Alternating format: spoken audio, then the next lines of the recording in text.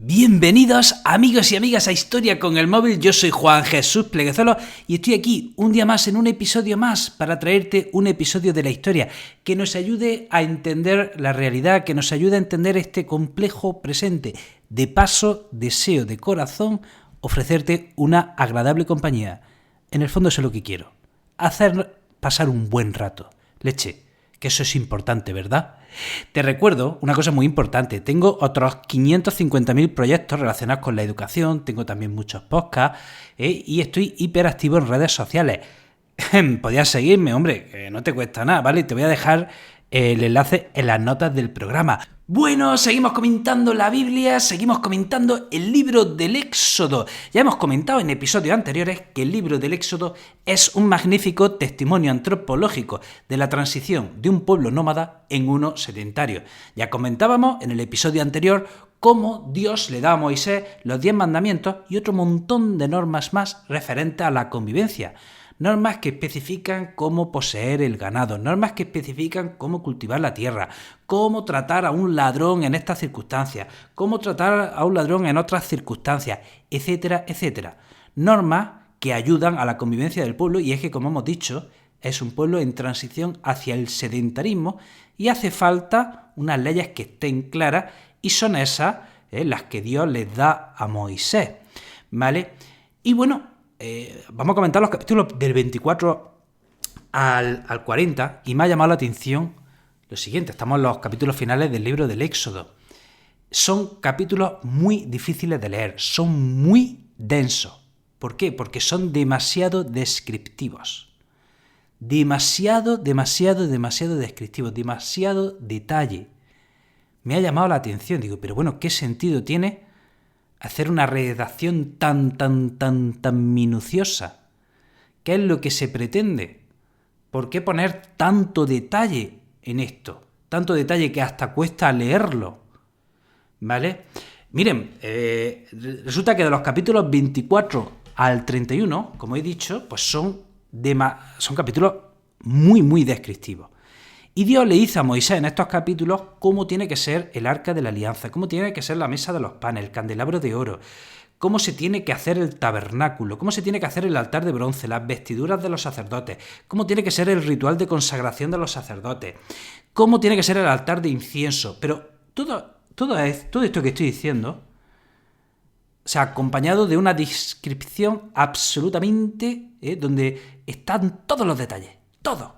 O sea, esto está hecho para que si tú ahora coges y dices, voy a hacer un altar, voy a hacer un arca de la alianza, como aparece en el Antiguo Testamento, solo leyendo estos capítulos podría hacerlo pues con total detalle, porque es que no se escapa nada de la descripción. Esto parece un libro de instrucciones. Esto parece un libro de instrucciones. Se quiere dejar tan claro que parece que si tú mañana quisieras hacer esto, pudieses reproducirlo solo leyendo estos capítulos del libro del Éxodo.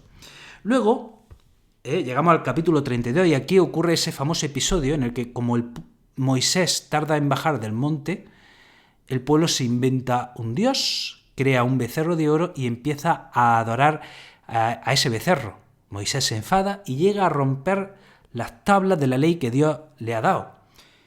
Y aquí vemos un capítulo de castigo severo. Y es que, miren, el Dios del Antiguo Testamento, no lo olvidemos, es un Dios difícil, un Dios duro, es un Dios castigador, no es el Dios del Nuevo Testamento. El Dios del Nuevo Testamento es un Dios misericordioso, que perdona. En cambio, este Dios del Antiguo Testamento es implacable. Si la haces, la pagas. Es más, si no la haces, puede que también la pagues, ¿vale? Y entonces, fíjense, Moisés no se va a quedar de brazos cruzados por lo que el pueblo ha hecho en su ausencia. Y atentos, estamos en el capítulo 32, versículo 26. Dice Moisés, cuando ve que el pueblo se ha puesto a adorar el becerro de oro y que están pues rompiendo el pacto que ha habido entre el pueblo y Dios, dice: a mí los de Yahvé, y todos los hijos de Leví se reunieron en torno a él. Él les dijo, o sea, Moisés a los hijos de Leví: Así habla Yahvé, Dios de Israel. Cíñase cada uno su espada sobre su muslo. Pasad y repasad el campamento de la una a la otra puerta y mate cada uno a su hermano, a su amigo, a su deudo. Hicieron los hijos de Leví lo que mandaba Moisés y perecieron aquel día unos 3000 del pueblo. Moisés les dijo: hoy os habéis consagrado a Yahvé, haciéndole cada uno oblación del hijo y del hermano. Por ello recibiréis hoy bendición. O sea, fíjense el castigo que Moisés inflige al pueblo por su idolatría. Han creado un falso ídolo y Moisés les castiga. Y pide a la tribu de Leví que los castigue y llegan a morir 3000 personas por haber adorado un falso ídolo. Entonces, bueno, en el capítulo 33 nos cuenta cómo Moisés le pide a Yahvé: oye, sigue acompañándonos, aunque el pueblo se repite la expresión de dura cerviz. Se han equivocado, oye, pero por favor no nos abandones. Y de nuevo, Dios pacta otra vez con Moisés, le da unas nuevas tablas, ¿vale? Y el pueblo pues se pone a construir ese tabernáculo. Y ahora del capítulo 36 al 40, otra vez se habla de cómo ya se está construyendo el tabernáculo, cómo se está fabricando el arca, cómo se está haciendo el altar de bronce, cómo se hacen las vestiduras de los sacerdotes, cómo se monta el tabernáculo.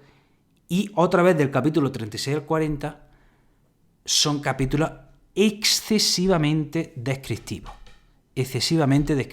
Cuesta leerlo. Y ahora vamos a ver algo del posible significado histórico. Vamos a ver, ya lo hemos comentado.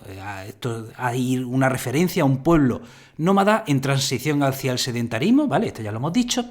Pero ahora hay otro que puede ser interesante, ya hemos comentado, que estos hechos pudieron ocurrir en el siglo XIII, pero la redacción final es en el siglo VI, en el exilio en Babilonia. Repito, los judíos están en el exilio.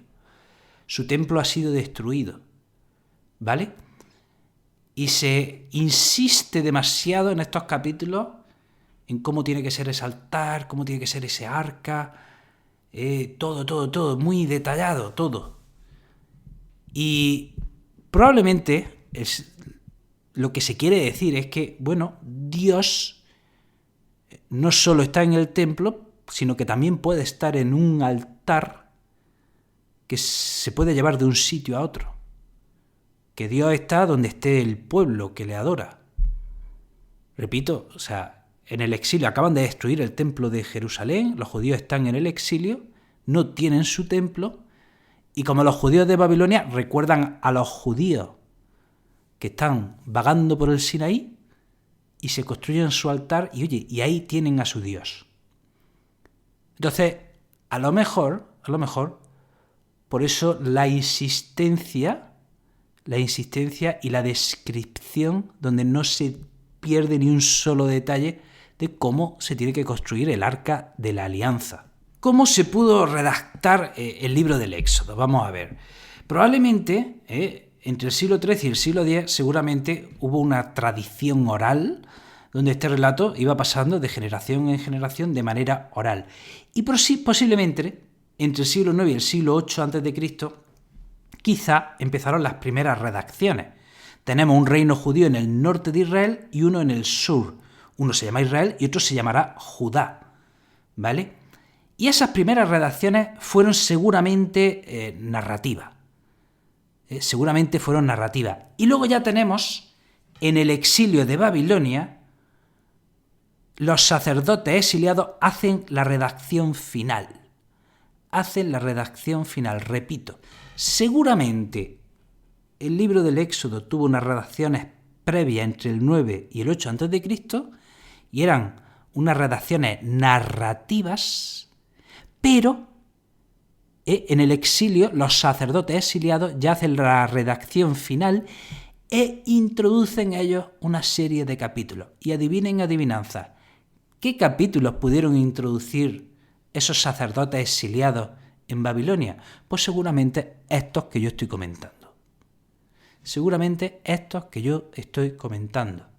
Por eso llama la atención en el libro del Éxodo cómo hay capítulos con tantísima acción, como puede ser cuando Moisés le dice a Leví, haced vuestro trabajo y castigarlos. Venga, 3.000 muertos. ¡Hala!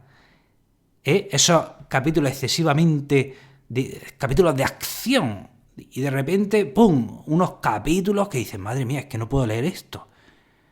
¡Qué denso! ¡Qué denso! Y es que esos capítulos seguramente fueron los introducidos por los sacerdotes allí exiliados en Babilonia. ¿Y por qué se preocupan los sacerdotes? Pues por el rito, por el culto, por los objetos sagrados. Esa era la preocupación de los sacerdotes, que seguramente ellos introdujeron esos capítulos en la redacción cuando estaban ellos en el exilio de Babilonia. Porque contrasta, es que llama la atención leyendo el libro, de repente, capítulo de acción, capítulo hiper mega descriptivo. Y esto, bueno, pues la historiografía, bueno, pues tiene un nombre, o sea, hablamos de la fuente yavista, que seguramente es la fuente que se redacta en Judá entre el siglo X y el siglo IX. Luego tenemos la fuente eloísta, que se redacta en el norte, en Israel.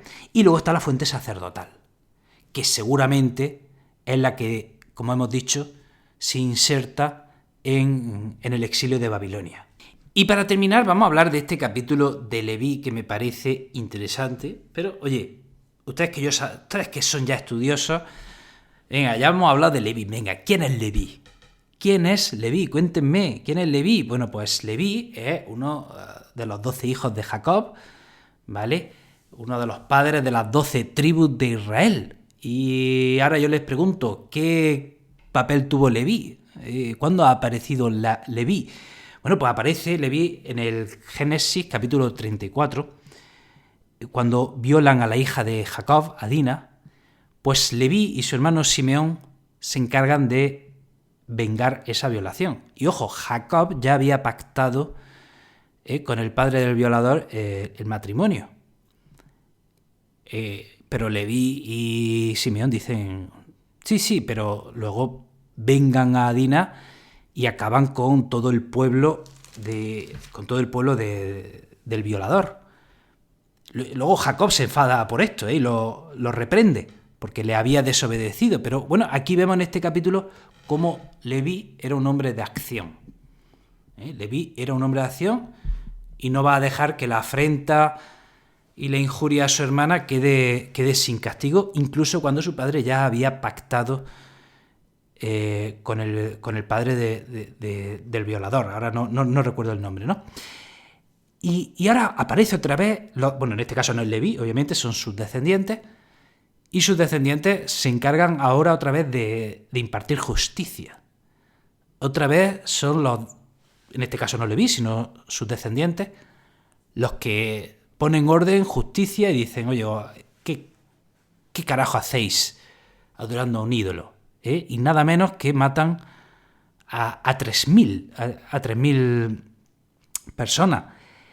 Y es probable que en este hecho, bueno, se termina de justificar y explicar por qué la tribu de Leví será la encargada del culto, será la encargada de proteger el templo, será una tribu unida a la función sacerdotal. Probablemente es por este hecho, porque fueron los encargados de castigar la idolatría, ¿vale? Y enseguida se pusieron a las órdenes de Moisés para proteger el arca de la alianza, para proteger el pacto entre Dios y el pueblo, etcétera, etcétera. Bueno, hasta aquí el programa de hoy. Te recuerdo lo que te he dicho antes, que tengo tropecientos proyectos relacionados con la educación, ¿vale? Estoy muy activo en redes sociales, así que te dejo todas ellas en las notas del programa. Te mando un fuerte abrazo y nos vemos en el próximo episodio.